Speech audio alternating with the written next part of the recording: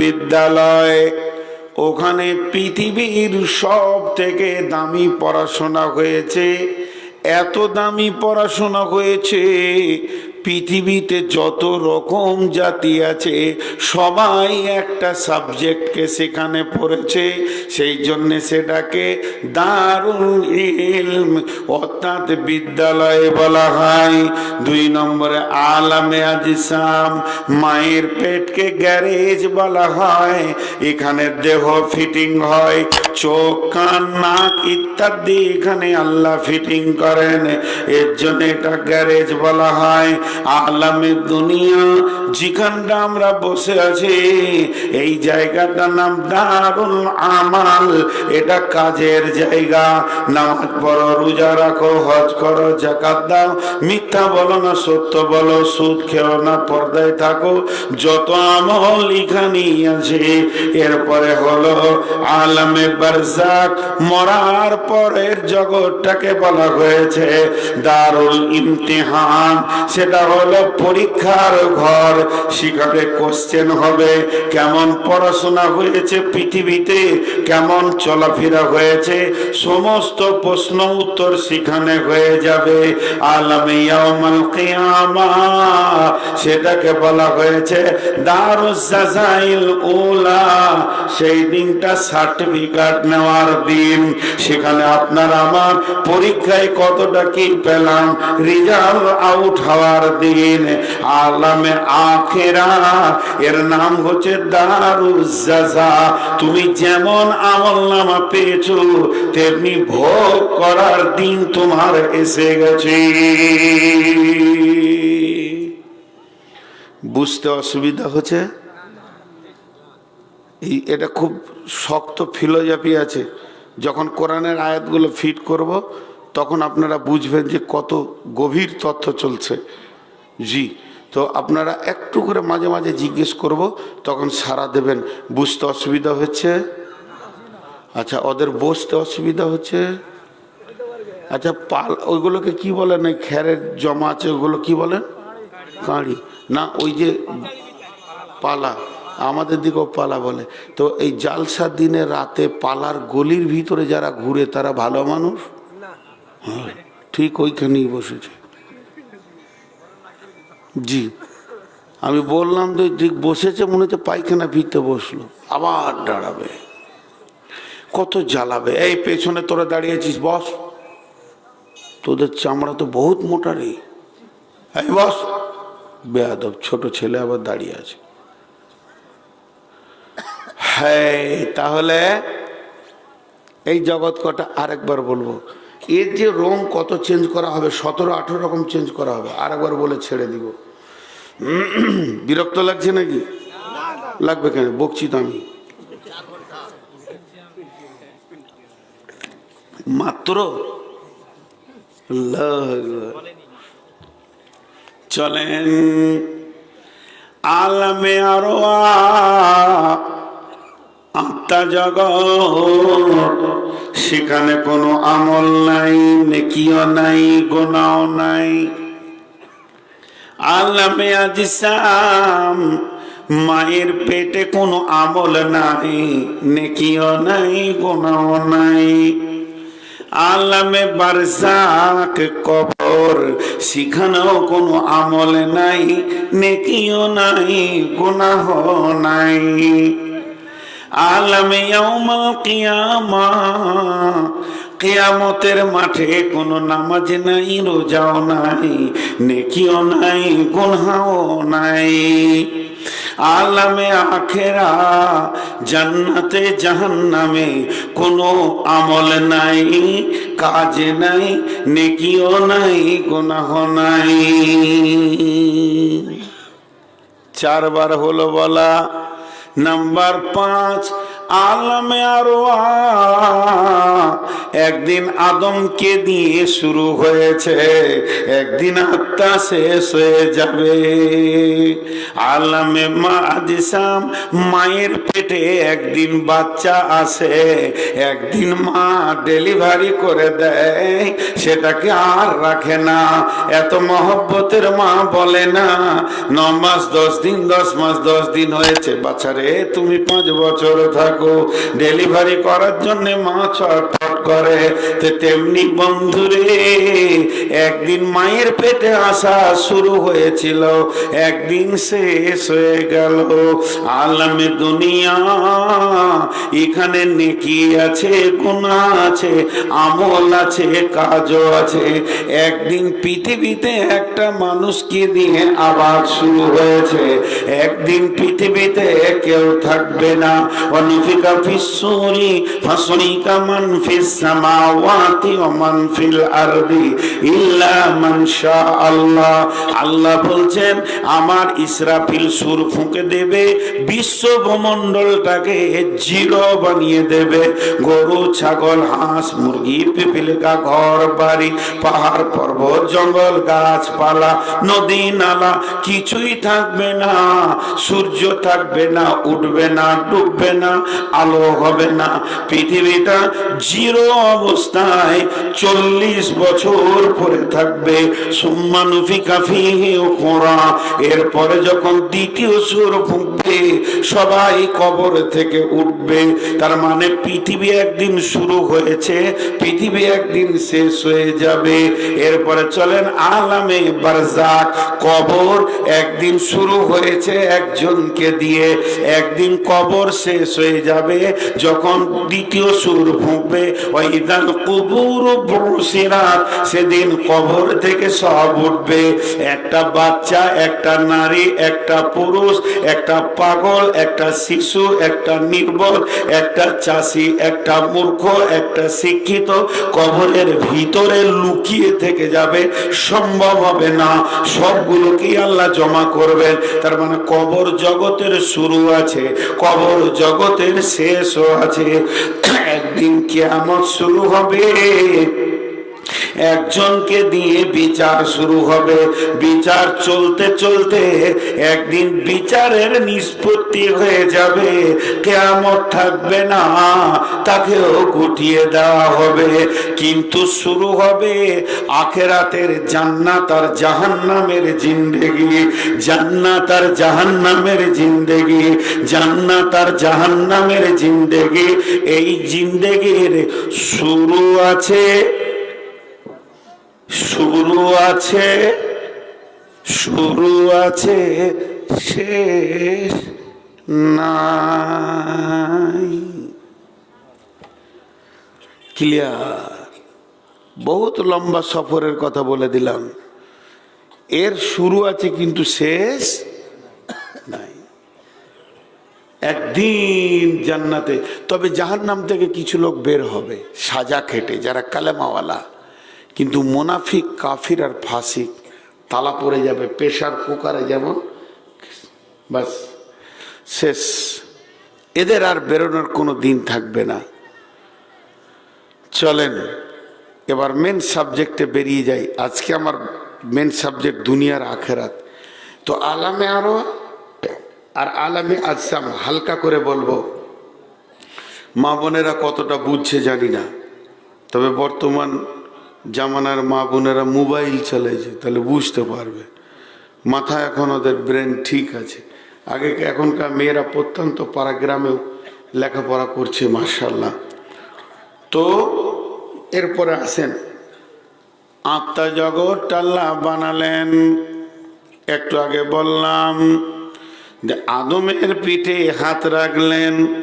সমস্ত আত্মাগুলো যখন জন্ম নিয়ে নিল, আল্লাহ নিজে মাস্টার হলেন, আল্লাহ নিজে শিক্ষক হলেন, আল্লাহ নিজে মুআল্লিম হলেন, আল্লাহ নিজে মুদারিস হয়ে সমস্ত মানুষকে ছাত্র বানালেন। সেদিন আদম আলাইহিস সালাম ছাত্র, শুধু তাই নয়, আখেরি পয়গম্বর নবী মুহাম্মদুর রাসূলুল্লাহ সাল্লাল্লাহু আলাইহি ওয়াসাল্লাম পর্যন্ত ছাত্র। আর সেদিনের পড়ার সাবজেক্ট কি ছিল? বিজ্ঞান ছিল, সায়েন্স ছিল, আর্টস ছিল, কমার্স ছিল, ল ছিল। জি না, সেই দিনের সাবজেক্টের নাম হচ্ছে, সকলে জোরে বলবো, রব। কি? সবাই বলিনি কিন্তু, কি? এর থেকে বড় সাবজেক্ট এই জগতেও নাই, পরে জগতেও নাই, তার আগেও ছিল না। রবের মতো হার্ড কঠিন সাবজেক্ট আর পৃথিবীর বুকে আসেনি। যে রবকে চিনল সে হলো শিক্ষিত, যে রবকে চিনল না তার টাইটেল হচ্ছে জাহেল। তার মতো জাহেল আর পৃথিবীতে নাই। বিশ্বনবী নিজের চাচার নাম দিল আবু জাহেল। জি, রব, রবের আবিধানিক অর্থ আজ পর্যন্ত পৃথিবীতে কেউ বের করতে পারেনি। রবের আবিধানিক অর্থ আজ পর্যন্ত একটা শব্দে পৃথিবীর কেউ বের করতে পারেনি। রবের আবিধানিক অর্থ হিন্দিতে, উর্দুতে, ফার্সিতে বলে পালনেওয়ালা, ফার্সিতে বলে পারওয়ারদিগার, উর্দুতে, বাংলাতে, হিন্দিতে বলে পালনেওয়ালা। জি, আর ইংরেজিতে বলে কেয়ারটেকার। যে যা বলবে বলুক, কিন্তু এর আসল তথ্যবহুল কথা কেউ বের করতে পারেনি। এখন ছোট্ট করে একটা কথা বলি, যেটা দার্শনিকরা বলেছেন, 3 বার বলবো, বাচ্চা শিশুরা মুখস্থ করে নাও। এইটাতে সামান্য আইডিয়া দেওয়া গেছে। অনস্তিত্ব থেকে অস্তিত্ব দিয়ে আনুপাতিক হারে যিনি আমাদের চাহিদা মিটান তিনি আমাদের রব।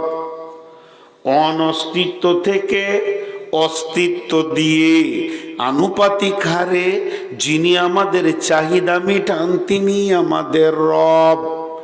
অনস্তিত্ব থেকে অস্তিত্ব দিয়ে আনুপাতিক হারে যিনি আমাদের চাহিদা মিটান তিনি আমাদের রব। তার মানে রব এমন একটা সাবজেক্ট, রব মানে আপনার সমস্ত চাহিদা যিনি মিটান তিনি আমাদের রব। এই রবের পরিচয়টা পৃথিবীতে পাওয়া অনেক কঠিন। একটা হলো আল্লাহর জাত, আর একটা হলো আল্লাহর সিফাত। আল্লাহর জাত আর সিফাত কাকে বলে? একটা আল্লাহর বডি আর একটা আল্লাহর গুণ। এই যে মাথাতে থেকে পা পর্যন্ত কালো জুব্বা পরে মাইকের সামনে হাত পা নাড়ছে, এর নাম হচ্ছে নূর মোহাম্মদ। নূর মোহাম্মদটা হচ্ছে এই বডির জাত। এর সিফাত হচ্ছে ই ড্রাইভার, ই বক্তা, ই পাইলট, ই ডাক্তার, ই মাস্টার, এ ইঞ্জিনিয়ার। এগুলো মানুষের নাম নয়, এগুলো মানুষের কাজের উপাধি। তেমনি আমার আল্লাহর একটাই নাম, নামটা হচ্ছে আল্লাহ। রব কিন্তু আল্লাহর নাম নয়, রব হচ্ছেন আল্লাহ। রব কে না আল্লাহ? আপনাকে যদি কেউ জিজ্ঞেস করে তোমার পালনেওয়ালা কে, তো বলবো আল্লাহ। তো এটা বাংলায় বললাম, তোমাকে খেতে পড়তে কে দেয়? আপনি বলবেন আল্লাহ। আমি এক কথায় বলবো তোমার রব কে? আপনি বলবেন আল্লাহ। তা এই রব হলেন আল্লাহ, যিনি আমাদের আনুপাতিক হারে চাহিদা মিটান তিনি আমাদের আল্লাহ। এই শিক্ষাটা আল্লাহ নিজে দিয়েছেন এইভাবে, আলাস্তু বিরাব্বিকুম, আমি কি তোমাদের রব নয়? আমরা সকলে বলেছিলাম কলু বালা, কলু বালা। জি, আমি একটা উদাহরণ দিয়ে এখান থেকে দেহ জগতে যাব। বিষয়টা খুব হার্ড। আমি প্রথমে বলেছি আয়াতগুলো যখন ফিট করবো খালি দেহ জগৎটা বলে নিই, তারপরে আয়াতে চলে আসবো, আর বাকি উদাহরণটা বাদ রাখবো। সবগুলো বলতে গেলে তো রব, একটা উদাহরণ দিব। একটা প্লেটে বড় খাঞ্চা দস্তরখানায় 25টা ফল রেখেছেন। কটা বললাম? 25 রকম। তা 25 জন লোক 25টা ফল খেলো, এক একজন এক এক রকম খেলো। যে আম খেলো সে জাম খেলো না, যে জাম খেলো সে পেয়ারা খেলো না, যে পেয়ারা খেলো সে মৌসুমি খেলো না। তাহলে 25 জন ক রকম স্বাদ পেল? 25 রকম। 25 জন 25 রকম আলাদা পেল। কিন্তু 25টা ফলকে মেশিনে ভরে জুস তৈরি করে যদি কেউ 1 কাপ খেলো, তার কোন ফলটা বাদ গেল? কথা বলে না? যে জুস খেলো সে সব খেলো। তো আল্লাহর নাম কয়টা বললাম? জোরে বলেন। একটা। আল্লাহর নাম একটা, আল্লাহর গুণের নাম হচ্ছে 99টা। যদি কেউ আল্লাহকে রহমান, রাজ্জাক, রহিম, হবে ইয়া সাত্তার এই বলে কেউ যদি ডাকে, সে আল্লাহর একটা নাম ধরে ডাকলো।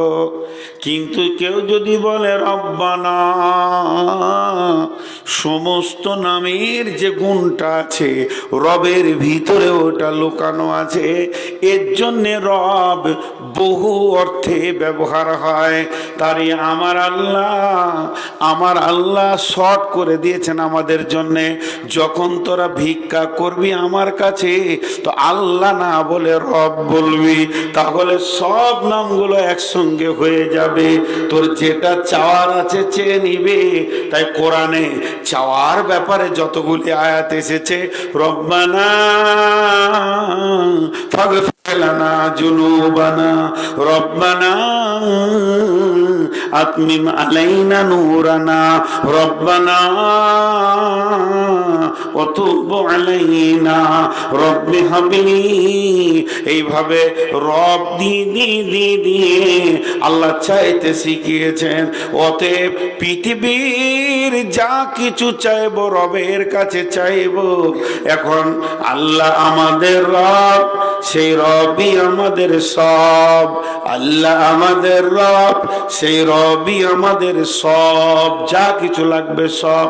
এই জন্য আমরা জোরে বলবো, আল্লাহ আমাদের রব, সেই রবই আমাদের সব। শিক্ষাটা কে দিয়েছেন? আল্লাহ নিজে। আরেকবার বলি, শিক্ষাটা কে দিয়েছেন? তাহলে অন্য জাতিরা শিক্ষাটা পেয়েছে কি পায়নি? পেয়েছে, কিন্তু ধোঁকাবাজি করে দিয়েছে তারা। শিখিয়েছেন আল্লাহ। এরপরে দেহ জগৎ, এই শিক্ষাটা কাকে দিয়েছে? দেহকে না আত্মাকে? যেটা বলেন, দেহকে লয় আত্মাকে। শিক্ষাটা কাকে দিয়েছে? দেহকে না আত্মাকে? আত্মাকে। এখন ওখানে দেখো নাই।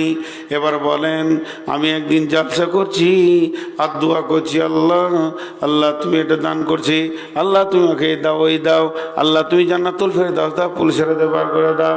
200 টাকা দিয়েছে খাদিজা বেগম, আল্লাহ তাকে পুলিশের হাতে পার করে দাও। এমন সময় একটা মহিলা 500 টাকা দিয়ে পাঠিয়েছে মাদ্রাসায়। বলছে, হুজুরকে বলো আমার সন্তান হয়নি যেন দোয়া করে দেয়। আমি বলছি, আল্লাহ বোনকে তুমি একটা ভালো সন্তান দাও, তার কোলকে তুমি ভরে দাও, আনন্দে উৎফুল্ল করে দাও। সন্তানকে দেয় খালি 3 জনা বললো, সবাই চুপ করে আছে। সন্তানকে দেন। একজনের জালসা শুনছে, আর একদম সুর করে মৌলানা আব্দুল ওয়াহাব বয়ান করে দিলে, যার ছেলে আলেম হবে তার মাথায় নূরের তাজ দেওয়া হবে কিয়ামতের মাঠে। আলিম হাফিজের বাপকে, মাকে। তো ও এসে 200 টাকা দিয়ে 500 টাকা দিয়ে বলছে, হুজুর দোয়া করেন যেন আমি ভালো ছেলের বাপ হতে পারি, তাহলে ওকে হাফিজ আর আলিম বানাবো। খুব দোয়া করে দিল। পরের বছর আবার ওই বক্তা এসেছে আব্দুল ওয়াহাব সাহেব। ও বলছে, হুজুর আমার ছেলে হয়নি, হুজুর আমার ছেলে হয়নি। এবার কি সমস্যায় পড়েছে? আপনি দোয়া করলেন কিন্তু আমার কোনো ছেলে পিলে হয়নি। তো জিজ্ঞেস করছে, বিয়ে করেছ? বলছে, না বিয়ে করিনি, বিয়ে করিনি। আচ্ছা বিয়ে করলি না তো তো ছেলে হবে কি করে রে বাবা? এটা তো আমরা সহজেই বুঝতে পারছি, দিয়ে হাসছি। আল্লাহ যদি সন্তান দেন তাহলে বিয়ের দরকার কি? আল্লাহ সন্তান দেবেন তো আমার বিয়ের প্রয়োজনটা কি? বিয়ে করো, পরের মেয়ে হারাম আছে, তাকে মহারানা দিয়ে হালাল করো, সাক্ষী নাও, খুতবা পড়ো, দে তাকে বিবি হিসেবে বিছানায় নিয়ে এসো। বিছানায় নিয়ে আসার পর তার সঙ্গে তুমি প্রেম আলাপ করো, তার সঙ্গে দৈহিক সম্পর্কে মেতে যাও। তারপরে দুজনের গোসল ফরজ হয়ে গেল। এবার গোসল করো, তারপরে দুইজনের শুক্রাণু ডিম্বাণু এক জায়গায় হবে, ক্রোশের সম্পদগুলো, এরপরে সন্তান পৃথিবীতে আসবে। তাহলে আল্লাহ যদি সন্তানটা দেন তো মা বাপের সম্পদগুলো কোথায় যায়? মা বাপের সন্তানগুলো কোথায় যায়? এই সম্পদগুলো কি হয়? জি, আল্লাহর কুদরত যেখানে স্বামী স্ত্রীর মিলনের ভিতরে যে আল্লাহর কুদরত কত বড় ভরা আছে জানেন? শুধু এইখানটা যদি তফসির করি তো ইনশাআল্লাহ আজকে আর অন্য কোনো জালসা করতে হবে না। আল্লাহ বলছেন, হাল আতা আলাল ইনসানি হিনুম মিনাদ দাহরি লাম ইয়াকুন শাইয়্যাম মাযকুরা ইন্না খালাকনাল ইনসানা মিন নুতফাতিন আমসাজিন নাবতালিহি ফাজআলনাহু সামিআম বাসীরা। আল্লাহু আকবার। সকলে জোরে একবার বলেন। বলেছি জানেন, এইটা যখন তফসির করেছিলাম ঠাকুরগাঁয়ে, তো একজন অল বাংলাদেশ শিক্ষক সমিতির সেক্রেটারি, হাই স্কুলের অল বাংলাদেশের, জি অনেক দামি মানুষ তিনি বলছে আমার মনে হয় চেয়ার থেকে পড়ে গেলাম, আমার আর হুঁশ থাকছে না। শিক্ষিত মানুষ, তিনি কতটা ক্যালকুলেশন নিয়েছেন এইটা।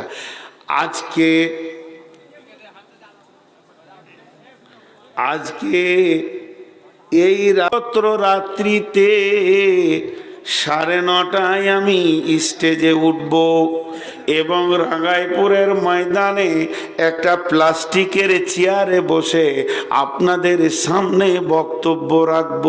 আর বক্তব্যটা যখন শেষ হয়ে যাবে, আমি এখনো জানি না আমি কি খাবো, ওষুধ খাবো না পানি খাবো না মরবো না শরবত খাবো, কিন্তু আমার রব জানে আমি কয়টা দানা পেটে দিব।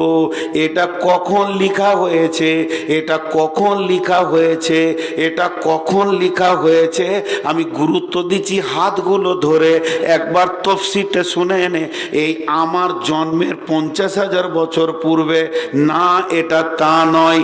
এই পৃথিবীটা সৃষ্টি যেদিন হয়েছে, পৃথিবীটা সৃষ্টি যেদিন হয়েছে, এই পৃথিবী সৃষ্টির 50,000 বছর পূর্বে আমার তকদিরে এটা লেখা হয়েছে।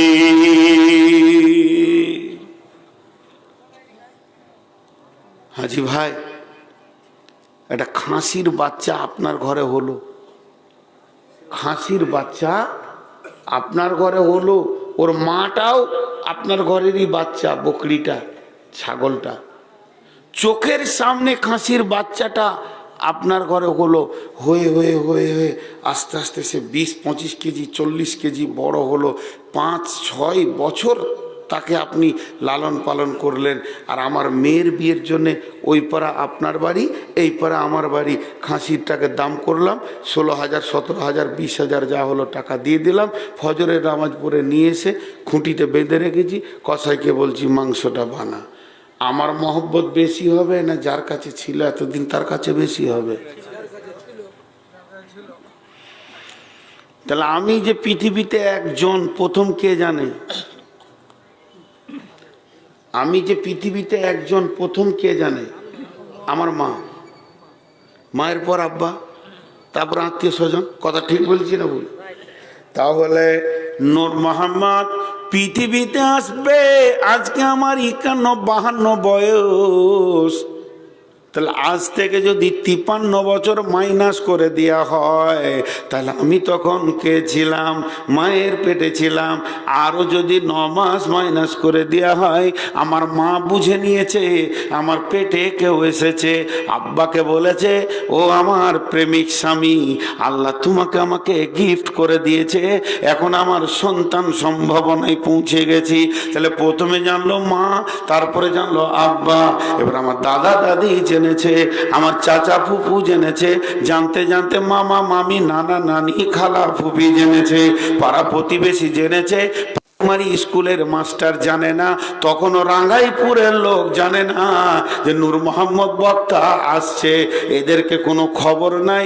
আমার পঞ্চায়েত জানে না যে একটা আধার কার্ড লাগবে, একটা রেশন কার্ড লাগবে। ওইখান থেকে যেদিন আমি পৃথিবীতে এলাম, সেদিন আমার সাব সেন্টার জানলো একজন পৃথিবীতে এসেছে। আস্তে আস্তে 6 বছর বয়স হলো, প্রাইমারি স্কুল জানলো একটা নতুন ছাত্র পেলাম, তারপর হাই স্কুল জানলো, এরপরে মাদ্রাসা জানলো, এরপরে আল জামিয়া জানলো। যেদিন আমাকে মাথায় পাগড়ি বাঁধা হচ্ছে, সেদিন সমস্ত লোক দেখছে যে নূর মোহাম্মদ নামে একটা মৌলানা হলো। ধীরে ধীরে ইমামতি আর মাদ্রাসা শিক্ষকতা করতে লাগলাম। এরপরে আল্লাহ বলল, ওখানে কি তুই থাকবি, তোর ভিতরে আমি প্রভাব ভরে দিয়েছি, তোর ভিতরে স্পিকিং পাওয়ার দিয়েছি, তো ওখান থেকে বেরিয়ে জালসার ময়দানে নেমে যা। যখনই নেমে গেলাম, রাঙ্গাইপুরের লোক জেনে নিল নূর মোহাম্মদকে নিয়ে মসজিদের জালসা করব। আজকে কাগজে আমার নাম দিল। আমার আল্লাহ এখানে প্রশ্ন করছে, গোলাম রে, আজ থেকে 53 বছর আগে তোর মাও তোকে জানতো না। গোলাম রে, আজ থেকে 53 বছর আগে তোর মা বাপ তোকে জানতো না। বিশ্ব ভূমণ্ডল জানা তো দূরের কথা, তখন কে জানতেন? আমি রব তোকে জানতাম, কারণ পৃথিবী সৃষ্টির 50,000 বছর পূর্বে তোর তকদিরকে আমি লিখেছি। তাহলে আজকে যে এখানে খাবি, এই পর্যন্ত তোর কক্ষপথটা আমাকে তৈরি করতে হয়েছে। কোন দিকে ঘুরে মলবি হয়ে কোন দিকে জালসা করে আসবি, এটা আমি আল্লাহ একাই কন্ট্রোল করি। আমার পিএ নাই, আমার অ্যাসিস্ট্যান্ট কেউ নাই, আমার কেউ নাই। আমি কত বড় ক্ষমতাবান। তাই আমার আল্লাহ বলছেন, এবার আর একটা কথা শোন, সাজদায় পড়ে যাবি, এক্ষুনি রব বলে দেখতে শুরু করবি আমি কত বড় রব। একটা পুরুষ একবার বিবির সঙ্গে মিলবে, একটা পুরুষ একবার বিবির সঙ্গে মিলবে, একটা পুরুষ একবার বিবির সঙ্গে মিলবে তো 40 কোটি পোকাকে স্খলন দেবে। কেউ বলেছে 60 কোটি।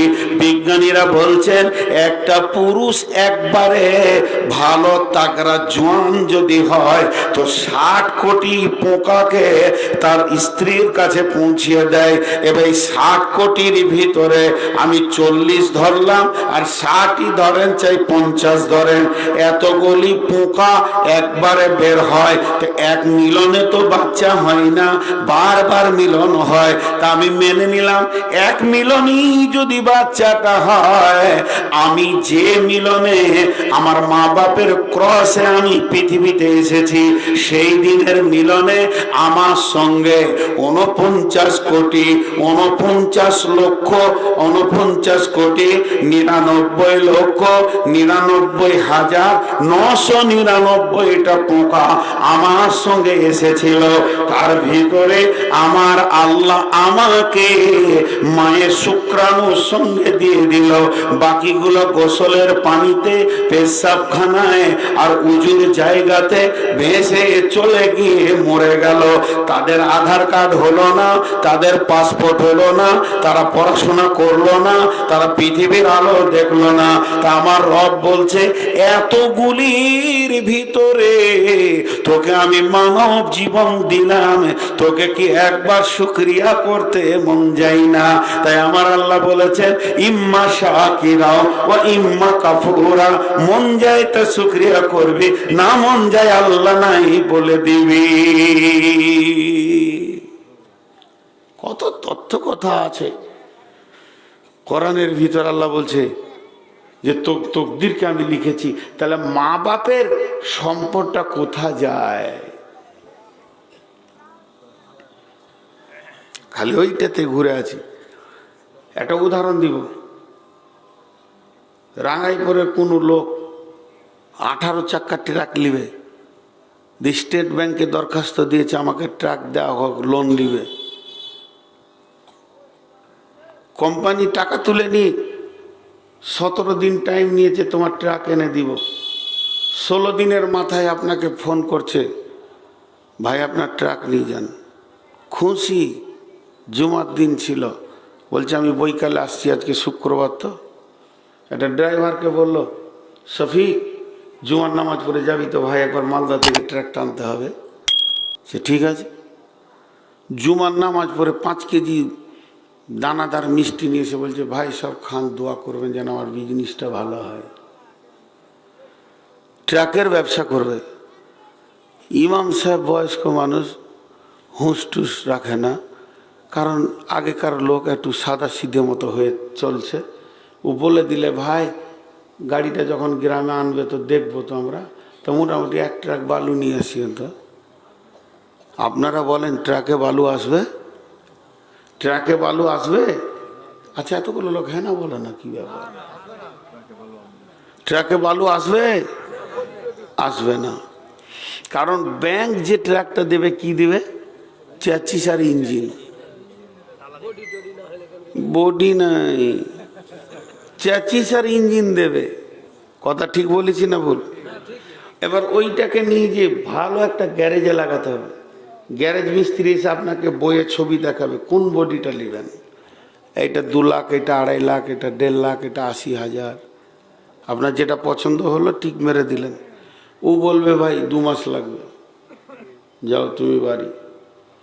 এরপরে ওই বডিটা পুরো চেঁচিসে যখন চেপে যাবে, ক্যাবিন ট্যাবিন রেডি করে এসি লাগিয়ে, এবার বালু আসবে কি আসবে না?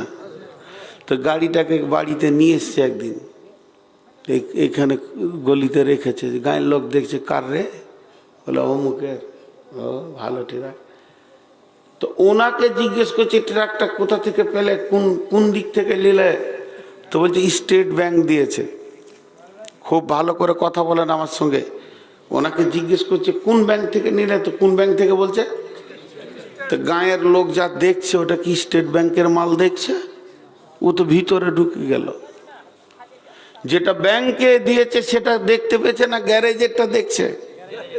তারপরও গ্যারেজের নাম করবেও, যেটি স্টেট ব্যাংক থেকে পেয়েছে। গ্যারেজের নাম লিবে না।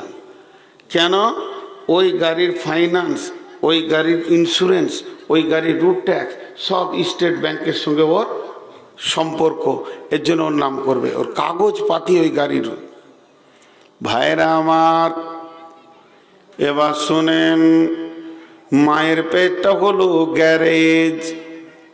এখানে স্বামী স্ত্রীর ক্রসে যে মালগুলো জমা হয়, তার থেকে বডিটা হয়।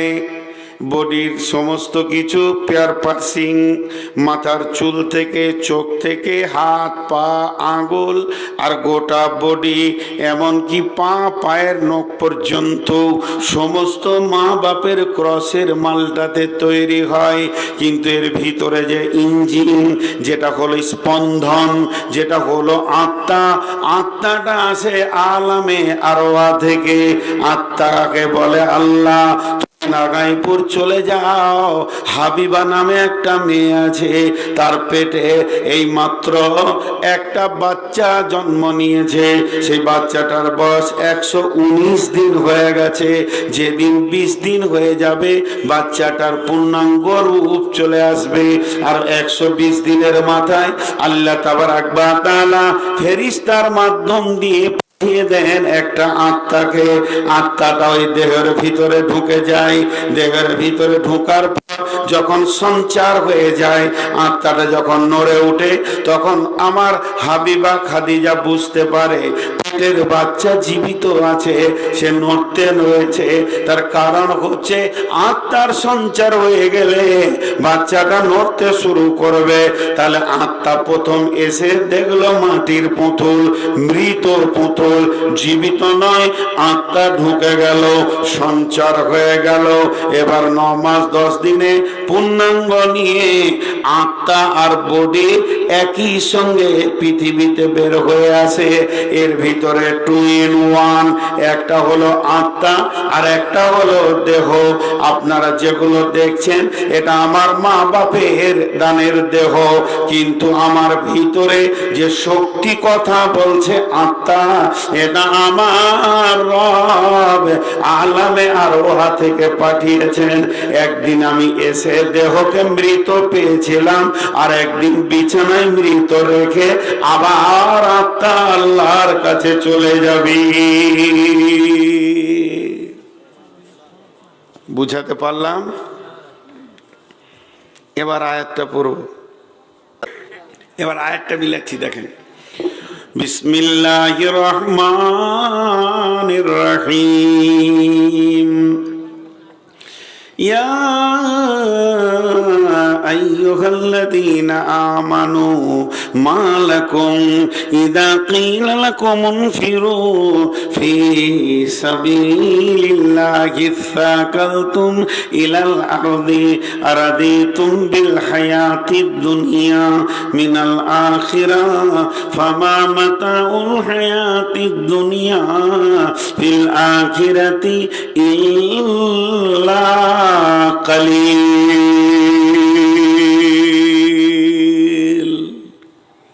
কত সুন্দর আল্লাহ আয়াত বলেন। আমি আপনাদের এখানে এলাকাটা বুঝতে পারছি না কোন জায়গায় আছি, তাল পেয়েছি না। রায়পুর বুঝতে পারছি, গোলতাল লেগে গেছে আমাকে, কোন রাস্তায় এসেছি, ওই রুটটা ভালো চিনি। আমি ধরেন আপনাদের মসজিদের ইমাম, উদাহরণটা মন দিয়ে শুনবেন।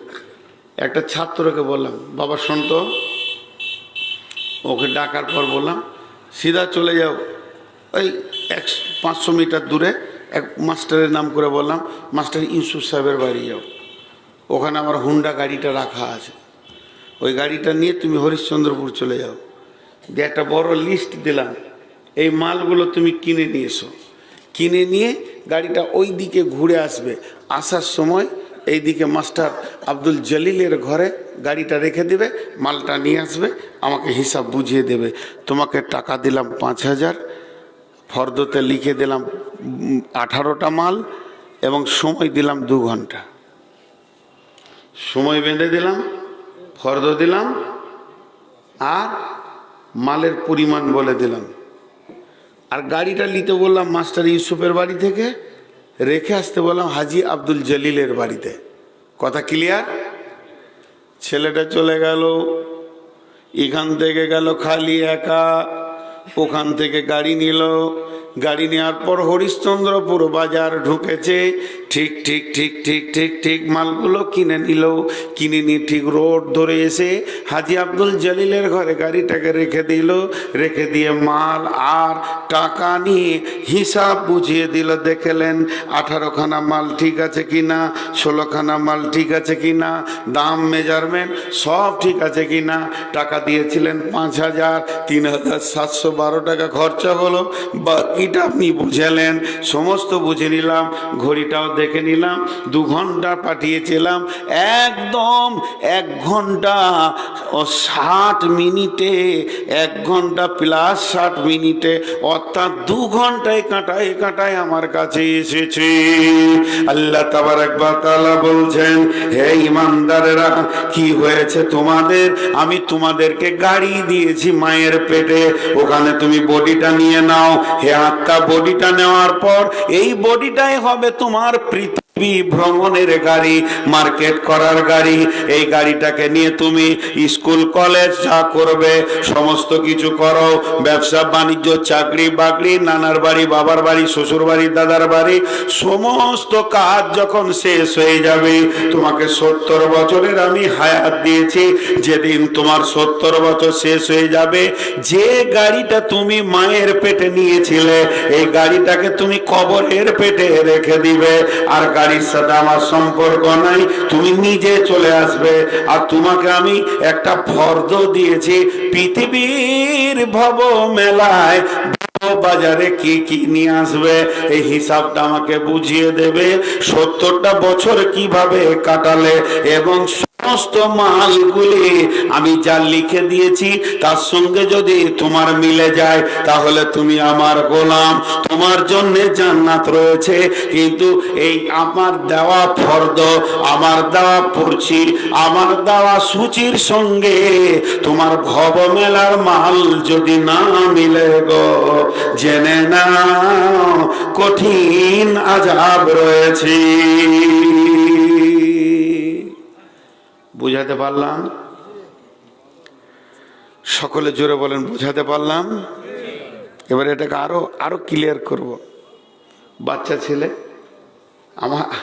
আমার মেয়ে অনেক বড় হয়ে গেছে, এখন নানা হয়ে গেছে, এইটুকুন ছিল, 3 বছর 3.5 বছরের, বাড়িতে তার কেউ নাই, আমি, আমার মেয়ে, আমার স্ত্রী। আমি যখন জালসায় চলে আসতাম তো ওকে দিয়ে দোকানদানি আনতে হতো। আপনাদের এই ধারে খুব বেপরদা, আমাদের দেশে বেপরদা নাই, না খেয়ে থাকবে তাও বাড়ির বাইরে যাবে না।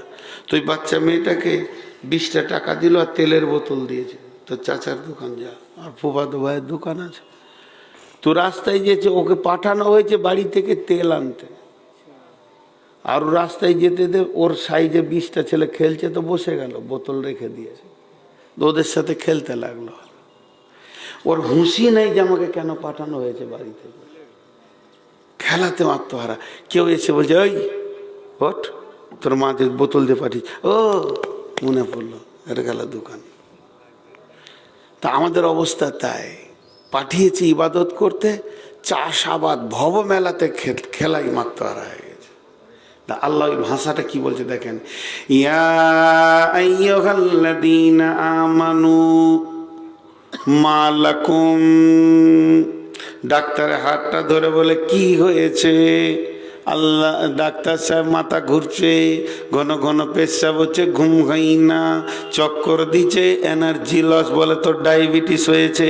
তো আমার আল্লাহ বলছেন, মা লাকুম, কি হয়েছে তোমাদের, ও নারী ও পুরুষ, তোমাদের কি হয়েছে, ইদা কিলা লাকুম ইনফিরু ফি সাবিলিল্লাহ, যখন তোমাদেরকে আল্লাহর জন্য ডাকা হয়, আল্লাহর কাজের জন্য ডাকা হয়, মসজিদের জন্য ডাকা হয়, মাদ্রাসার জন্য ডাকা হয়, মসজিদ বানানোর জন্য ডাকা হয়, তাবলীগের জন্য ডাকা হয়, দরজায় ঘোরার জন্য যখন তোমাদেরকে ডাকা হয়, তোমাদেরকে এক কথায় আল্লাহর কোনো অ্যাঙ্গেল থেকে ডাক পড়লে হিসাকালতুম ইলাল আরজি, তখন তোমরা জমিনকে আঁকড়ে ধরে বসে যাও, সেখানে যেতে মন করে না, মন ভালো লাগে না।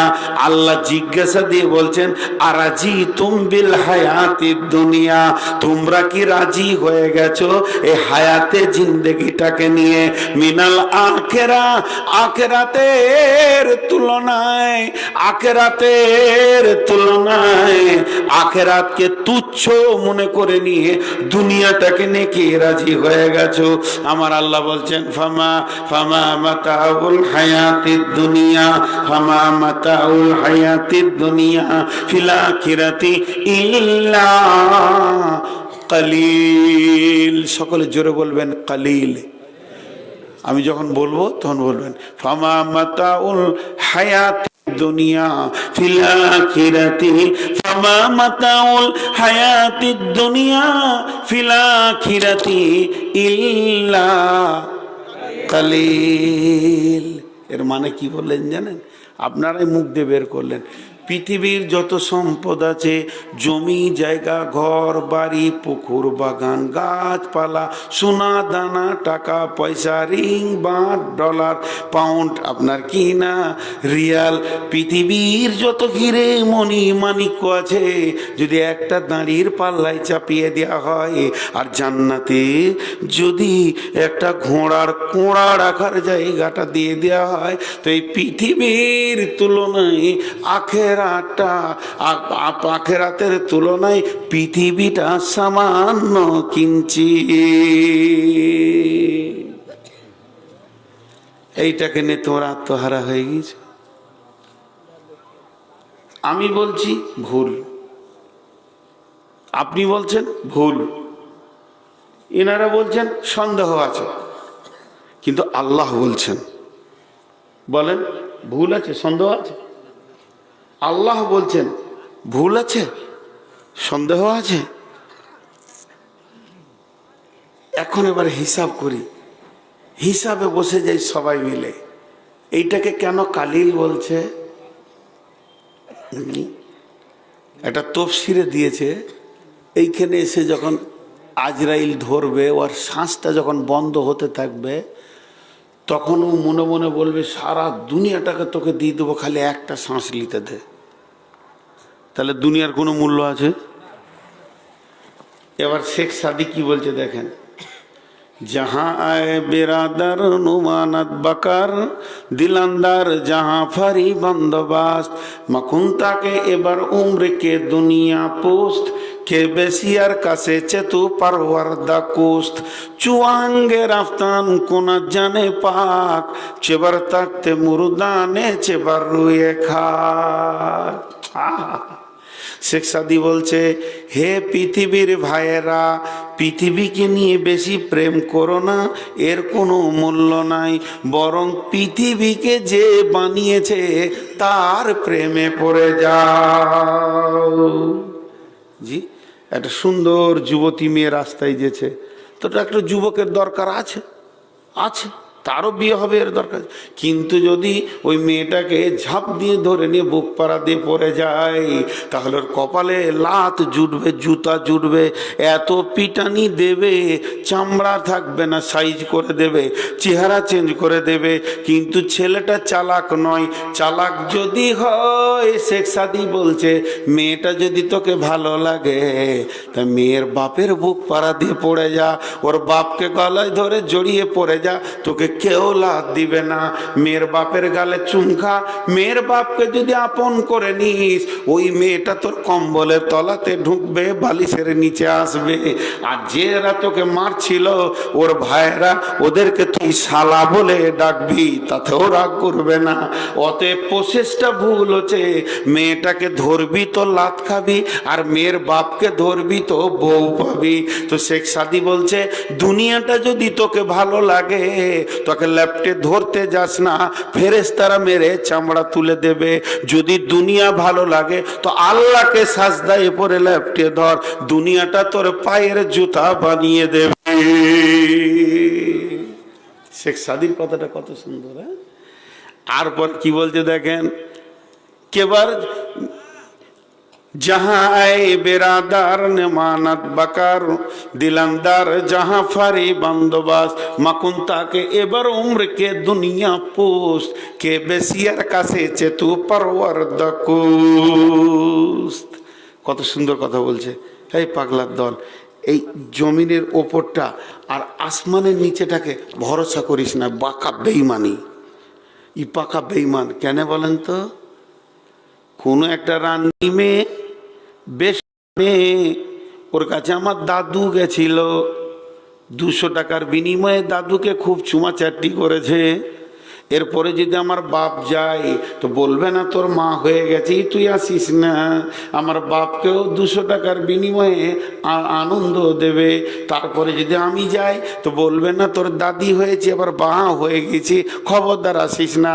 ও টাকা ছাড়া কিছু বুঝে না।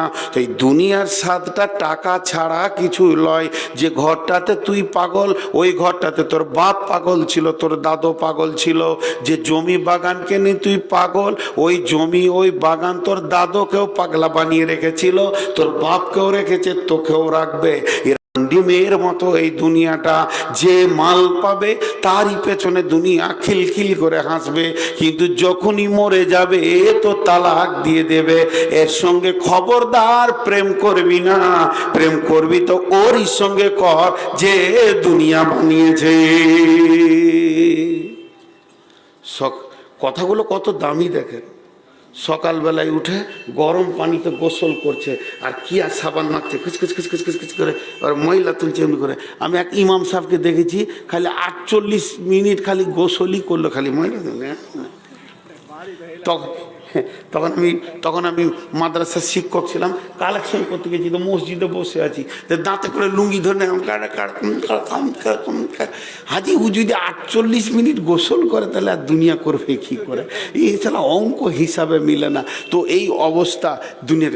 আগে কি সাবান দিয়ে গোসল করে নিলাম গরম পানি দিয়ে, তারপর আয়রন করা কাপড় পরছে, আয়রন ছাড়া কাপড় পরতে পারে না, কি সব মাস্তান। তারপরে এমনি করে বডি স্প্রে মারছে ফিস ফিস ফিস ফিস করে। শেখ সাদি বলছে আর কি লাগাবি বল, দাড়িতে মাথাতে আঁচড়, তারপরে চিরুনি, 28 বার খালি আয়না দেখছে, মনে হচ্ছে যেন পরের বেটি ওর দিকে তাকিয়ে আছে। আর 40 বার বুবুরা আয়না দেখছে, মনে হচ্ছে যেন বেটা ছেলেরা পাগলা হয়ে গেছে। আর শেখ সাদি ফিক ফিক করে হাসছে আর বলছে যা করবি করেলে, কিন্তু আসলে হিসাবটা করে গা, কাগজ কলম নিয়ে বসে যা, অঙ্ক করে দেখ। চুয়াহাঙ্গে রাফতান কোনা জানে পাক, চেবার থাকতে মুরদানে চেবার রুয়ে খাক। তোর বডিটা সেন্ট আছে কেন? আত্মাটা আছে বলি। আত্মাটা যদি আল্লাহ একবার খুশ করে টেনে নেয়, আতরের চেম্বারেও ডুবিয়ে দিলে কাঁঠাল পচা হয়ে পচবি রে। এত গন্ধ হবে।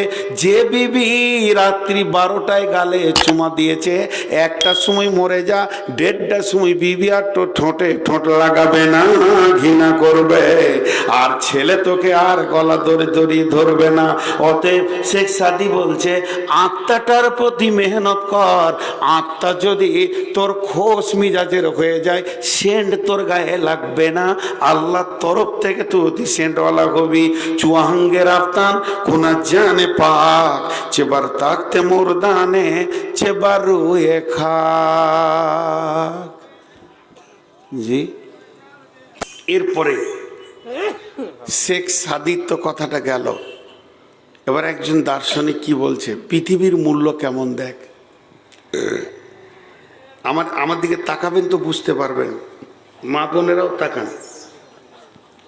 এটা একটা গাছ,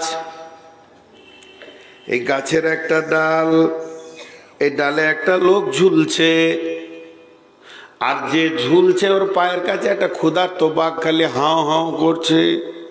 বুঝেল? এটা একটা গাছ, গাছের একটা ডাল, এই ডালে একটা লোক ঝুলছে, আর ওর পায়ের কাছে একটা ক্ষুধার্ত বাঘ হাও হাও করে চিৎকার মারছে। আহেরে কপাল রে, বাঘের থেকে বেশি ভয় যে ডালটা ধরে ঝুলছে, ওই ডালটা আবার দুটো ইঁদুরে কাটছে, কটকট কটকট কটকট। ওই লোকটাকে যদি বলা হয় যে ফেসবুক দেখবি, নাচন কুদন দেখতে চাবে, ও গরম চা লাগবে, মানবে? ওর মনে শান্তি আছে? জোরে বলেন, মনে শান্তি আছে? বন্ধুরা আমার, দার্শনিক বলছে এটা মারেফুল কোরআনে পাবেন তফসিরটা। একজন বড় মুফাসসির বলছে, শুনে লাও, আমরা প্রত্যেকে আয়ু নামে কট করে কেটে দিছে। হতভাগা রে, কেমন করে তুমি গানের আড্ডাতে বসে থাকো, কেমন করে তুমি নামাজ ছেড়ে দাও। একজন খ্রিস্টান দার্শনিক কি বলেন, গাছ কাটেটা, সে বয়স কাটছে, আছে না, করত আছে, প্রত্যেকেরই বয়স কাটা করত আছে, সেটা আমাদের সামনেই আছে। এইটা খ্রিস্টান দার্শনিক বলছে তোমার নাকটা তোমার হারিয়ে দেখেন, যেতেও কাটছে বয়সকে, আসতেও কাটছে। আপনি ঘুমাবেন কিন্তু করত বন্ধ নাই, আয়ু কাটছেও। এরপরও কেন নিশ্চিন্তে তুমি গুনাহ করতে পারো? সুদের টাকা গুনো কি করে, মদের আড্ডায় বসো কি করে? এরপরেও চলেন কবি নজরুল একটা কবিতা বলছেন,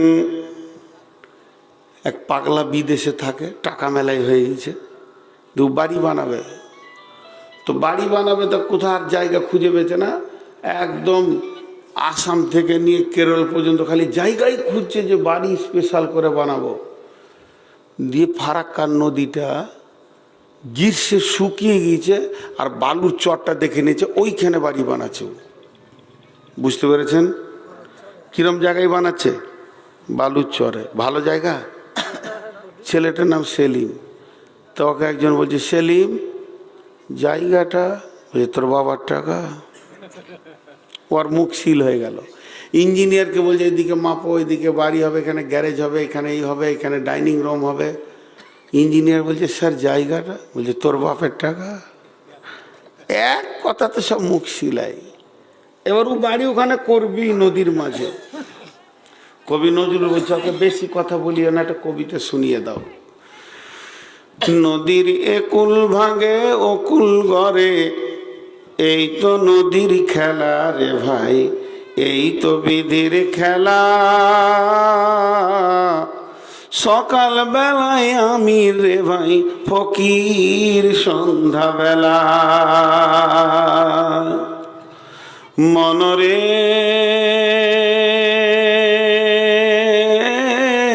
সেই নদীর মাঝে কোন ভরসায় বাঁধলি বাসা সুখের আশায়। যখন ধরলো ভাঙন পেলি না তুই পারে যাবার ভেলা, এই তো নদীর খেলা রে ভাই, এই তো বিধির খেলা। সকাল বেলায় আমি রে ভাই ফকির, সন্ধ্যা বেলা দেহ ভেঙে হয় যে মাটি,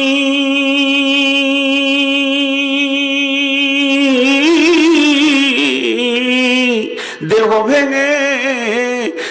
ভেঙে হয় যে মাটি, মাটিতে হই দেহ। যে কুমারে গড়ল দেহ তারে খোঁজ লিলি না কেহ। রাতে রাজা সাজে নাট মহলে, দিনে ভিক্ষা মেঙ্গে পথে চলে। শেষে গোরস্থানে গিয়া দেখি সবই মাটির ঢেলা। এই তো নদীর খেলা রে ভাই, এই তো বিধির খেলা। সকাল বেলায় আমি রে ভাই ফকির, সন্ধ্যা বেলা কখন তুমি হও উদাসী,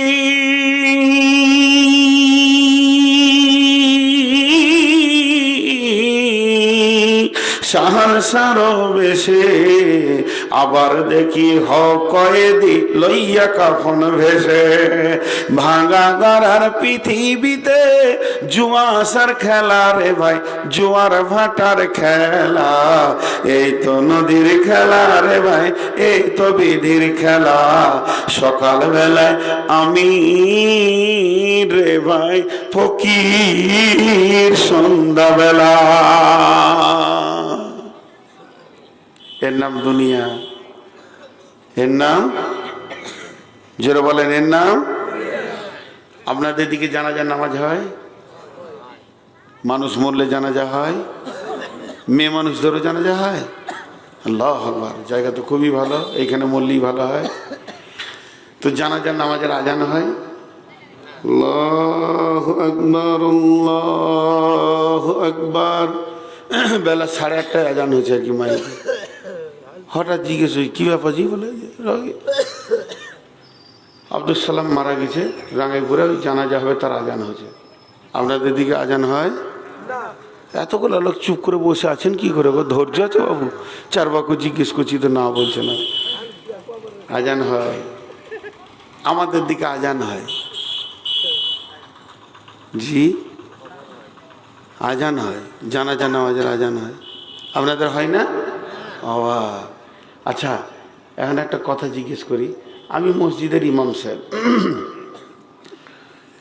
আজান হয়ে গেছে, আজান হয়ে গেছে মাগরিবের আজান। একটা ছেলে বলছি জি আমি একটু ঘর থেকে আসি।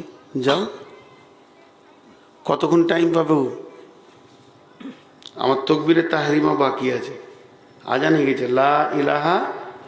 আজানের শেষে মুয়াজ্জিন কি বলবে? লা ইলাহা। আর ইমাম কি বলবে? এটার মধ্যেখানে টাইম কতটা? 2 মিনিট, 3 মিনিট।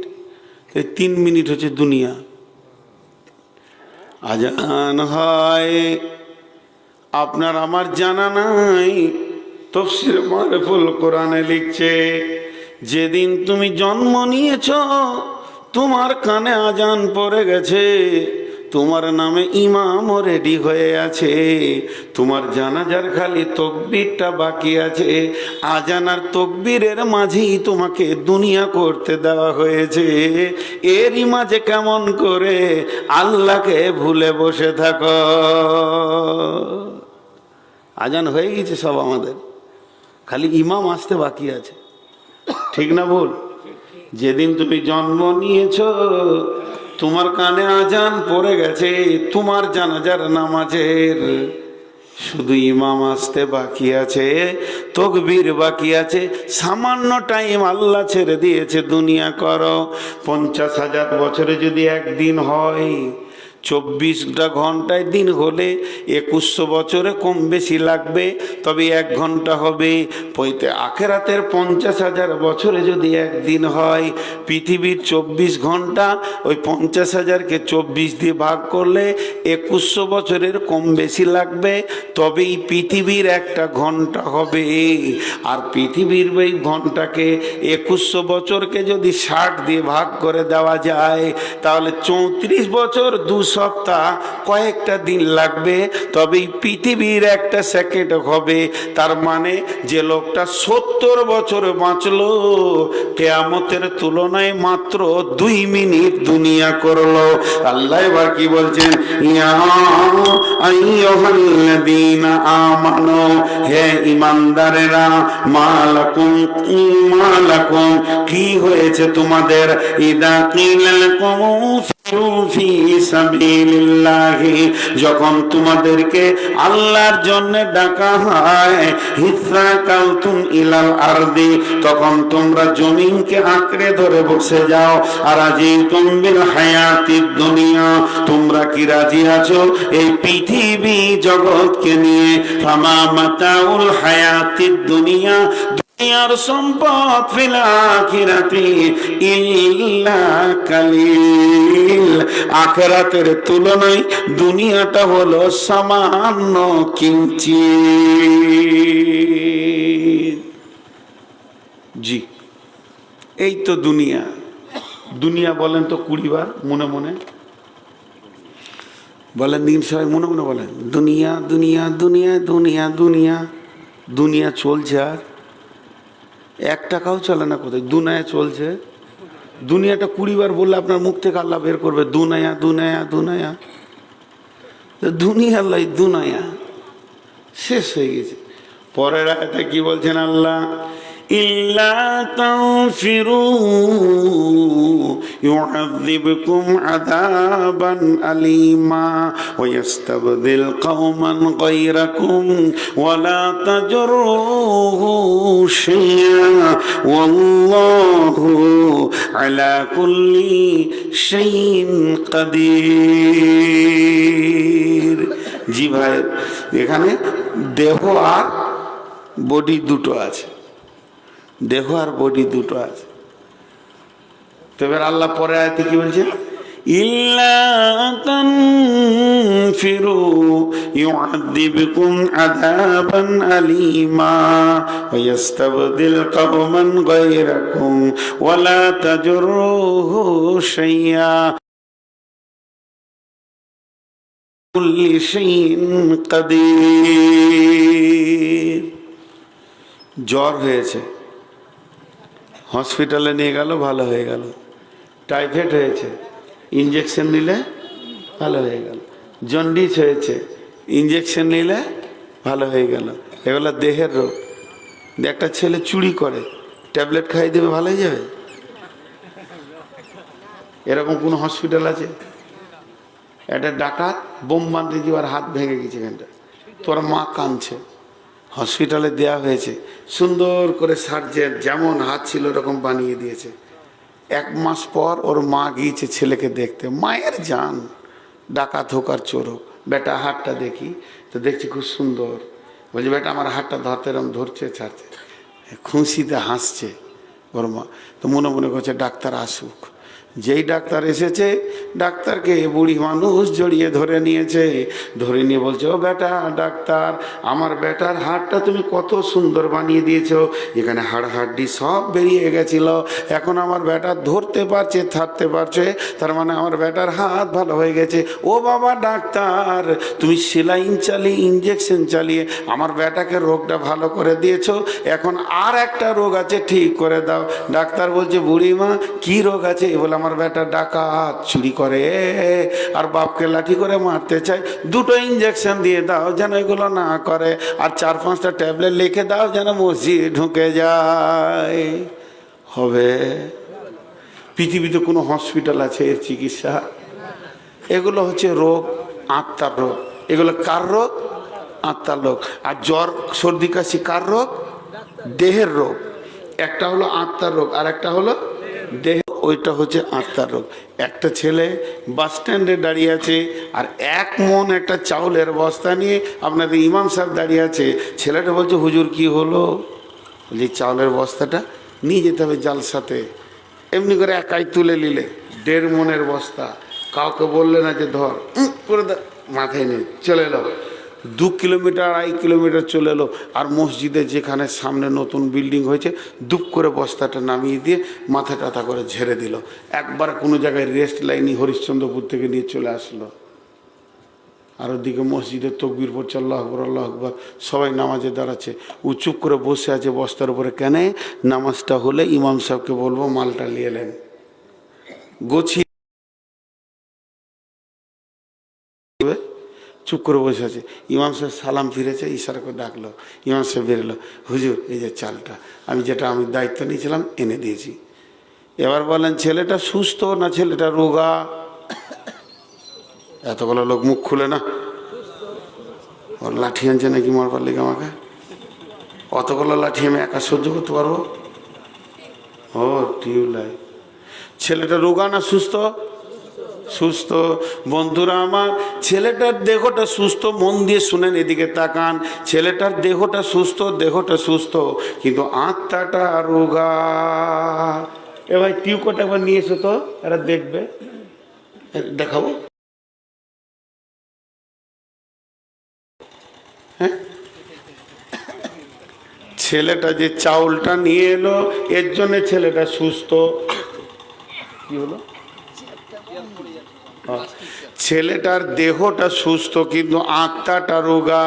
কেন রোগা? 1.5 মণের চাউলের বস্তা হরিশ্চন্দ্রপুর থেকে মাথায় করে একাই নিয়ে এলো, কাউকে ধরতে দিল না, কোথাও দম নিল না। তাহলে ফুল বডিটা তার সুস্থ আছে, আত্মাটা রোগা কেন? চাউলের বস্তায় বসে থাকলো, চোখের সামনে 4 রাকাত ফরজ নামাজ হলো, কাতারে দাঁড়াতে পারলো না। এটা যে ওর কাছে কত লোড ছিল, ওখানেও যেতে পারলো না। কিন্তু পক্ষান্তরে চাচা এখানে একটা লাঠি, এখানে একটা লাঠি, প্যারালাইসিসের রোগী, ট্যাঙ্কে টানতে টানতে এসে মসজিদে নামাজ পড়ে নিল 4 রাকাত। ইয়ার আত্মাটা সুস্থ, দেহটা রোগা। জি, মানুষের যখন দেহ রোগা হয় তখন জ্বর সর্দি কাশি হয়, আর যখন আত্মা রোগা হয় তখন চোর মাতাল চোরই হয়। কারণ ওদের আখেরাতের ভয় নেই। আল্লাহ 2য় আয়াতে বলছেন, একটা উদাহরণ দিব, এক উদাহরণে গোটা আয়াতটা গপ করে ঢুকে যাবে। মন দিয়ে শুনেন, আপনাদের বিরক্ত লাগছে 1-2 করে উঠছে। এবার একটা উদাহরণ দিব, উদাহরণটা মন দিয়ে শুনেন। এক উদাহরণে একটা গোটা আয়াত ঢুকে যাবে। আপনাদের গ্রামে একজন হাজি সাহেব আছেন, খুব বিখ্যাত মানুষ। তো এক মানুষ এক জিনিস নিয়ে শৌখিন হয়। ও খুব শৌখিন হচ্ছে গরু, বড় বড় চাষের বল গরু, এইসব ভালো ভালো নিয়ে আসে দেশ বিদেশ থেকে। 2টা গরুতে 1.5 লাখ টাকা দাম। 2টা গরুতে 1.5 লাখ টাকা দাম। এই খবরটা ফেসবুকে কে দিয়ে দিয়েছে? তো এলাকার ভিড় লেগে গেছে, খালি গরু দেখার ভিড়। হায়রে গরু, ভিড় লাগিয়ে দেখছে, আর হাজি সাহেব পানের উপরে পান চাবাইছে আর খালি দাঁড়িয়ে লাগছে। এনেছি তুই অবশ্যই দেখবি। তো পৃথিবীতে শালা নামে একটা আত্মীয় আছে, ও নিজেরও মান সম্মান রাখে না আর বোনাইয়েরও রাখে না। আমি যার শালা তার অবস্থা তাই, আমার যে শালা তার অবস্থা তাই। তো হাজি সাহেবের শালা এসে বলছে, দোলা ভাই গরু তো দেখতে খুব ভালো, তো গাড়িতে একবার জোয়ালটা চাপাও না, চেপে দেখি। তো বলছে, শালা তোর থেকে গরুর দাম বেশি, তুই গরুর গোবর মাখ, মুদি মাখছে তুইও মাখ।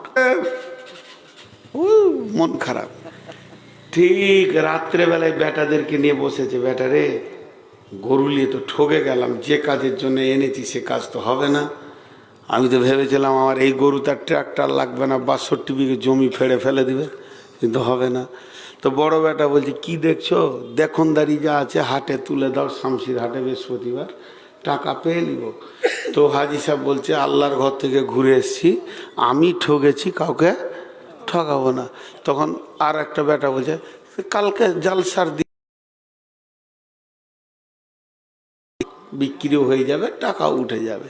গরু দুটাকে ধরে সকালবেলায় জবাই করে দিয়ে পিস পিস করে গোটা এলাকাকে বিক্রি করে দিল, টাকা তুলে নিল। ওর সোগে হাজি সাহেব বসে বসে কাঁদবে না অন্য গরু নিয়ে চাষ করবে? জোরে বলেন। আল্লাহ বলছেন, ইল্লা তানফিরু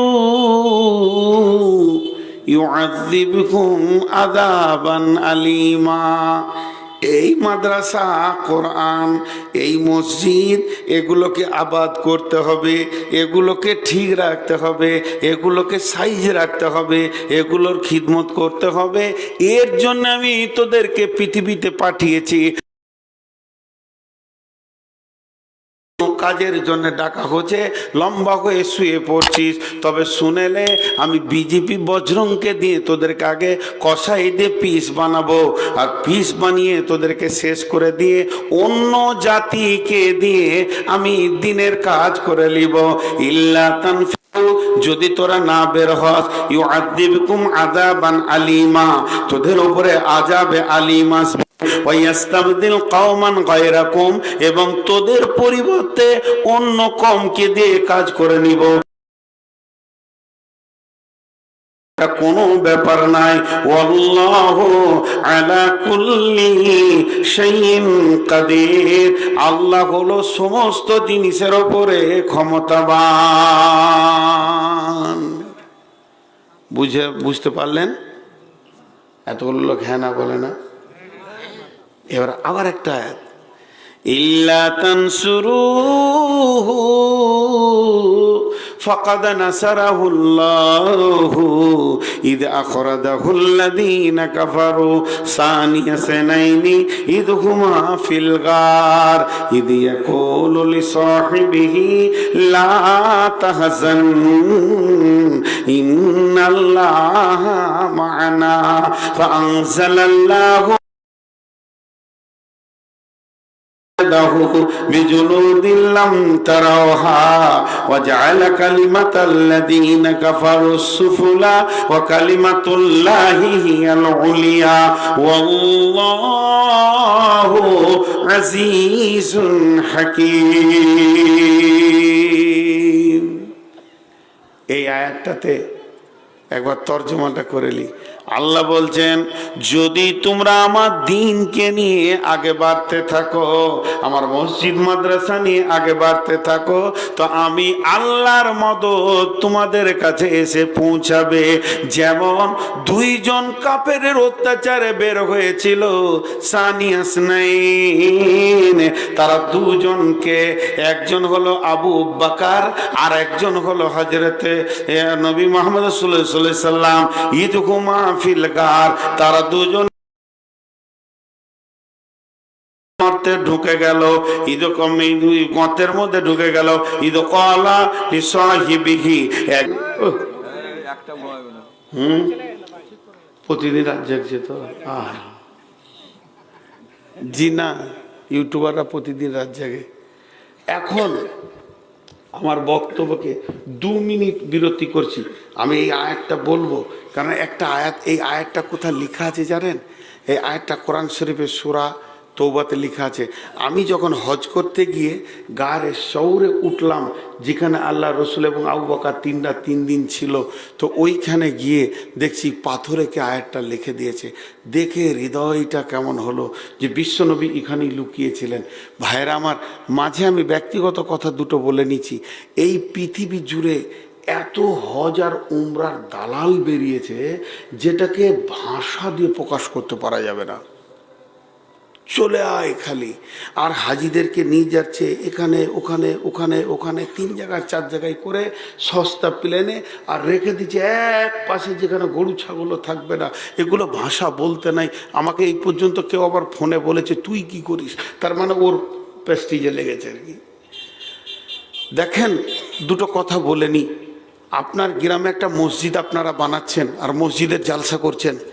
এখানে একটা মন্ত্রী এসেছে, একটা মাস্টার এসেছে, একটা ডাক্তার এসেছে, একটা প্রফেসর এসেছেন, একজন ধনী ব্যক্তি এসেছেন, একজন শিল্পপতি এসেছেন, একজন বড় কোম্পানি এসেছেন। সবগুলোই দামি মানুষ, সকলেরই ইজ্জত করব, সকলকে নাস্তা করাবো, কাউ বেজ্জতি করবো না। কিন্তু নামাজের টাইম হয়ে গেছে, আর গরিব একটা আলিম আছে, কাকে সামনে দেবেন বলেন? গরিব হলো, আলিমকে বলবেন ভাই নামাজটা পড়ান। ওই শিক্ষিত ব্যক্তিরাই ওনাকে ঠেলবেন, ওনারাই বলবেন আপনি নামাজটা পড়ান। অতএব হজ বা উমরা হলো একটা ইবাদত, হজ বা উমরা হলো একটা ইবাদত, হজ বা উমরা হলো একটা ইবাদত। এই ইবাদতটা যদি কেউ করতে চান তো অবশ্যই দেখবেন যে গ্রুপটা আলিমের না বে আলিমের। আলিম যদি হয় চোখ মুজে চলে যান, আমার সঙ্গী যেতে হবে, এর কোনো মানে নাই। আমি একটা ট্রাভেলস করেছি, ইমাম ইন্টারন্যাশনাল ট্যুর অ্যান্ড ট্রাভেলস, কিন্তু এই ট্রাভেলসে আমি আপনাদের খিদমত করতে চাইছি। কিন্তু সে কথা বাদ দেন, আমার সঙ্গে জানান না যান, আলিম হলে চোখ মুজে চলে যাবেন। জাহিলের সঙ্গে খবরদার পা বাড়ায়েন না, আপনার ইবাদতের ঘাটতি আছে। জানেন, ভিতরকার কথা না বললে চলে না, হজ করতে গিয়ে 65-70 জনের কাছে কোরবানির টাকা নিয়ে দিয়েছে, একজনের কোরবানি করে না। আপনাকে সে লোক ধরাও খেয়েছে, আপনি জানেন। এগুলো আলিমরা করতে পারবেন ইনশাল্লাহ, তার ভিতর আল্লাহর ভয় আছে এবং সে কাবার সামনে দাঁড়িয়ে এ কাজ করতে পারবে না। এগুলো জাহিলরা করেছে। এই ঘটনাগুলো আপনাদের ভিতরকার নোংরা খবরগুলো বলছি না। আজকে তারা বাড়ি গাড়ি পাকা সব করে নিচ্ছে। আল্লাহ আমাকে যথেষ্ট দিয়েছে জালসার ময়দানে, আমি গরিব নই, কিন্তু তারপর এখানে নামলাম কেন? যে আপনাদের মতো লোকের কিছুটা খিদমত করব। বিধায় আলিমদের সঙ্গে যাবেন। যাই হোক, কথা বলতে বলতে প্রসঙ্গে এসে গেল, এটা গারে শৌরে এই আয়াতটা দেখেছিলাম যে লিখে দিয়েছে কেউ পাথরে।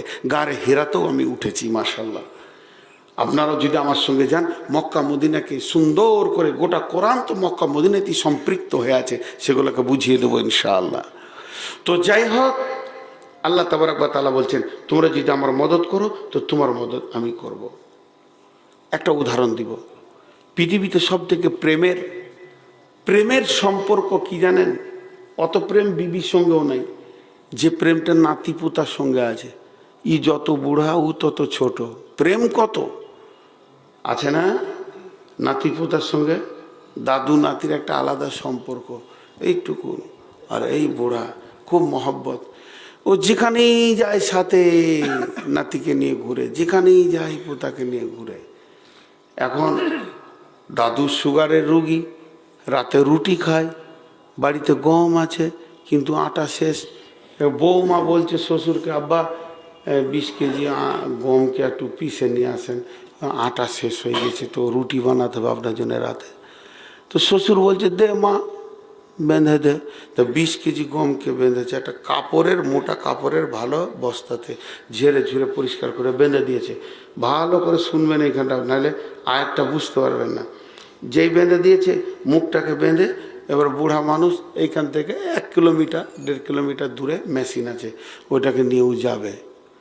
তখন পোতা ঘুমিয়েছিল দুপুরবেলায়, ওর বয়স মাত্র 2.5 বছর 3 বছর। উঠেই জামা পরে লেছে উল্টো দিকে, দাদু যেছে মানে আমাকে নিয়ে যেছে না কেন, ব্যাপারটা কি আমিও যাব। তখন মুরব্বী মনে মনে ভাবছে এটা 20 কেজি, ফের ওটাও 20 কেজি। তো আমার তো জ্বালা কঠিন হয়ে গেল। তো একটা তো মাইনাস করতে হবে বাবা। এবার ওকে বোঝাচ্ছে, দাদু ভাই খবর শুনেছে? বলে কি খবর? বলে ফেসবুকে বেরিয়েছে একটা বাঘ এসছে, রয়্যাল বেঙ্গল টাইগার, একদম মানুষ পেলে ফেড়ে খেয়ে নিছে। তখন ও ছোট হাতি বলছে এমন মারবো বাঘের দাদুর দাঁত ভেঙে দিব। কাজ হলো না, তাহলেও যাবে। এরপরে বুদ্ধি করছে, নদীর বাঁধ ভেঙে পানি আসছে, বন্যা কত, বলছে আমি হেলে চলে যাবো, মানে ও যাবেই। শেষকালে দাদু কোনো রকমে কোনো রাস্তা খুঁজে পেছে না, কারণ ওর মেন্টাল চাপ কি আছে, মোড়ে যদি যেতে পাই জিলেপি যা ভাজছে, বাস জিলাপি পেয়ে নিব, পাঁপড় পেয়ে নিব, দিলখুশ পেয়ে নিব, দাদুর স্বাদ ছাড়া যায়। শেষ যুক্তি বুড়া কি বের করেছে দেখেন, দাদু ভাই ওইটাকে, বলে মা ওটা তোমার মা আমার বৌমা, তাহলে আমাদের দুই ভাইয়ের মা। মা এখন 20 কেজির গমের বোঝা দিয়েছে, 20 কেজি ওজন। যদি তোমাকে আমার সঙ্গে যেতে হয় তা বোঝাটা তুমি আমি দুজন অর্ধেক অর্ধেক নিয়ে যাব রাস্তায়। পারবে 20 কেজি নিতেও? 2.5-3 বছরের ছেলে 20 কেজি মাল বইতে পারবে? কিন্তু পারবে না, ঠিক আছে, কিন্তু মাথা ভিড়িয়ে দিলে দেন, প্রথমে আমি নিব, পরে অর্ধেক রাস্তা আপনি নেবেন।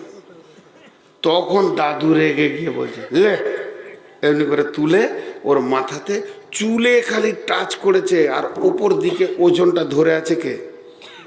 দাদু। সমস্ত ওজনটা এমনি করে ধরেছে, দাঁত কিটিমিটি করে, আর ওর চুলে লেগে আছে, আর কচি কচি হাতগুলো দিয়েছে, আর মাঞ্জা হিলিয়ে হাঁটছে, ভাবছে মালটা ওই বইছে। আর ওর যত খেলার সাথী রাস্তায় খেলছে, খালি এমনি করছে, খালি দেখ পারবি। কিন্তু আসল খবর ওকে আছে, যেটা বলেন আছে। তো আল্লাহ তাবারাক ওয়া তাআলা বলছেন, এবার ওই লোকটা যখন মেশিন ঘরে পৌঁছালো, আর মেশিন ঘরে পৌঁছানোর পর ওর আটাটা পিসা হলো, কিংবা কারেন্ট নাই, ট্রান্সফর্মার পড়ে গেছে, হলো না, হবে কিন্তু হবে না, দুটার মধ্যে একটা হবে।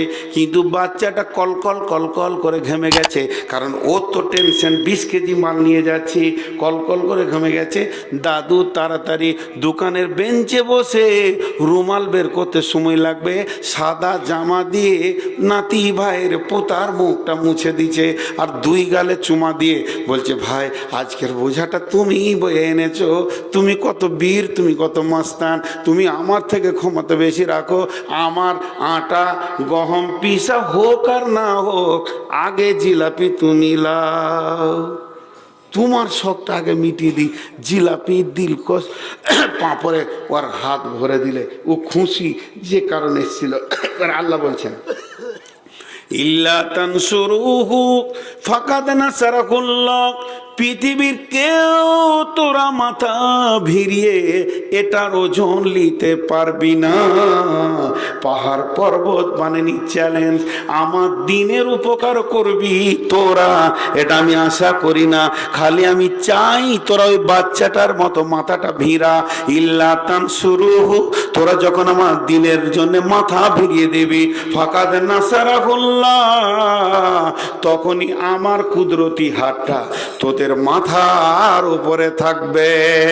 তোরা খালি টাকা কালেকশন করবি, কলকল করে ঘেমে যাবি, আমার মসজিদটা বানিয়ে দিবি, আর যখনই মসজিদটা হয়ে যাবে হাসরের ময়দানে আমি বলবো, বান্দারে তোমারই মেহনতে, তোমার ঘামে আমার কোরআন টিকেছে, মাদ্রাসা টিকেছে, মসজিদ টিকেছে, এসো তুমি যে উদ্দেশ্যে ঘাম ফেলেছো, ওই জিলেপি জান্নাত, আগে তুমি জান্নাতে যাও।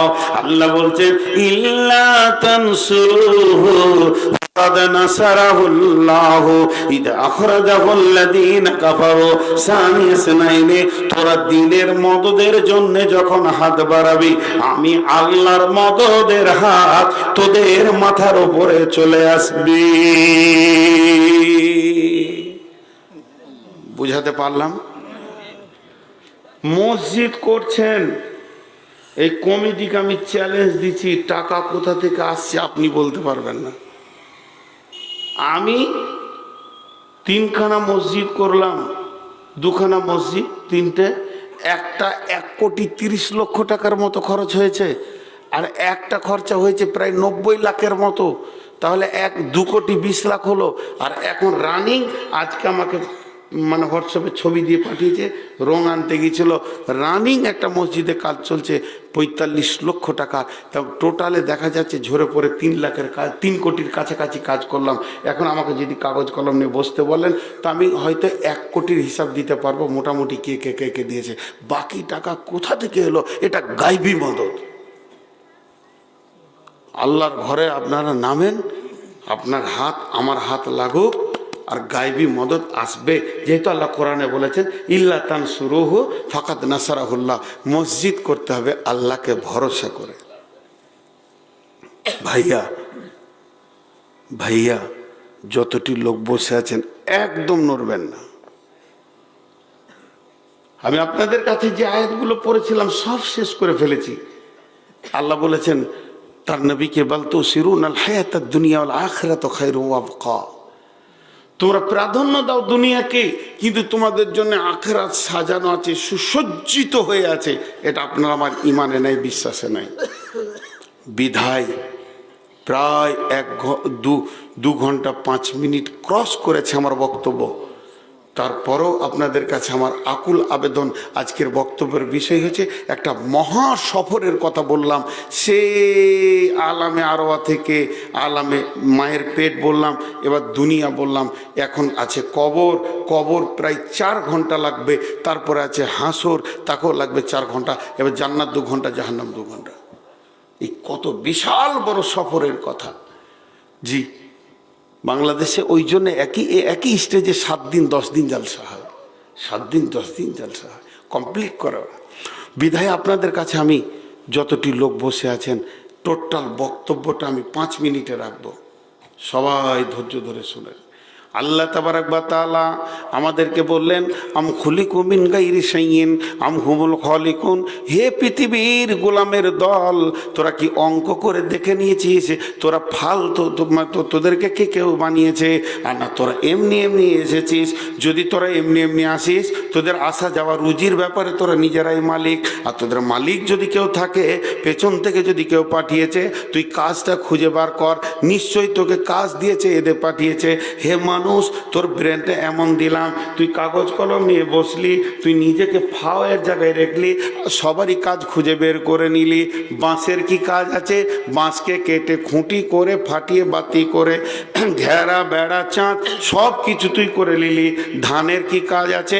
ধানকে তুলে চাউল বের করে, আর আপনার ভাত পোলাও সমস্ত ক্ষীর খামার সব কিছু করে নিলি। দুধের কি কাজ আছে? সেটাও তুই খুঁজে বের করে নিলি। তার ভিতরে মাখন ছানা ঘি বের করে ল্যাংচা চমচম রসগোল্লা তুই করে নিতে পারলি।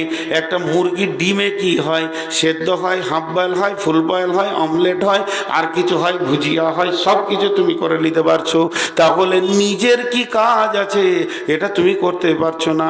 হাওয়া দেখা যায় না, তাকে তুমি টেনে চেম্বারে ভরে টায়ারের ভিতরে ভরে দিয়ে তাকে তুমি গোলাম বানিয়েছো। হে মানুষ, আমি তোমাকে কত ব্রেন দিয়েছি। আগুনে হাত দিলে হাত পুড়ে যায়, সে আগুনকে তুমি গোলাম বানিয়ে তার উপরে নানা রকম রান্না বান্না করে তুমি খেয়ে নিচ্ছ।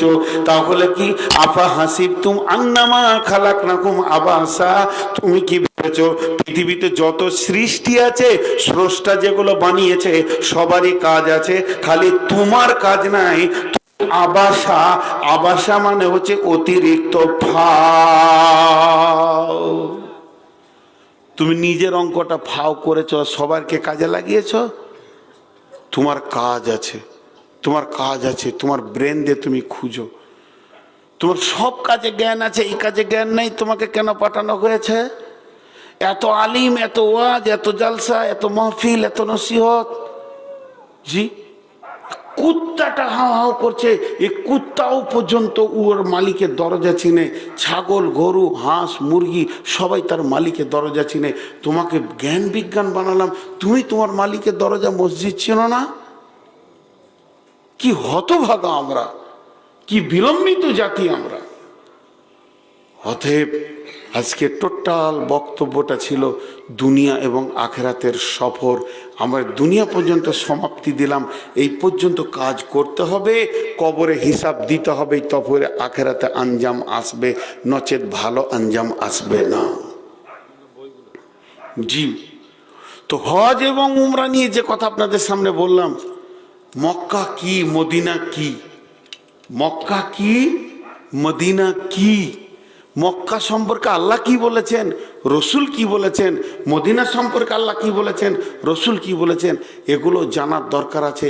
মক্কা মদিনার প্রেম দিলে যখন আসবে, জি ভাই একটা ছোট্ট কথা বলছি, জমি কিনেছেন, জায়গা কিনেছেন, পুকুর কিনেছেন, বাগান কিনেছেন, আপনি মূর্খ, একটা লাইন পড়তে জানেন না। আমি মূর্খ, এক লাইন পড়তে জানি না। আমি লাখ টাকা দিয়ে বহু কিছু করেছি, কিন্তু 20 টাকা দিয়ে একটা আমার লেখা বই মক্কা মদিনার সফর 20টা টাকা দিয়ে কিনবেন, 20টা টাকা দিয়ে, অল্প আছে শেষ হলেও গাড়িতে আছে, 20টা টাকা দিয়ে কিনবেন, একটা ঘরের টেবিলে ফেলে দেবেন, আপনার ছেলেও পড়লেও তার মক্কা মদিনার চেতনা আসবে। এটা বলে রাখলাম।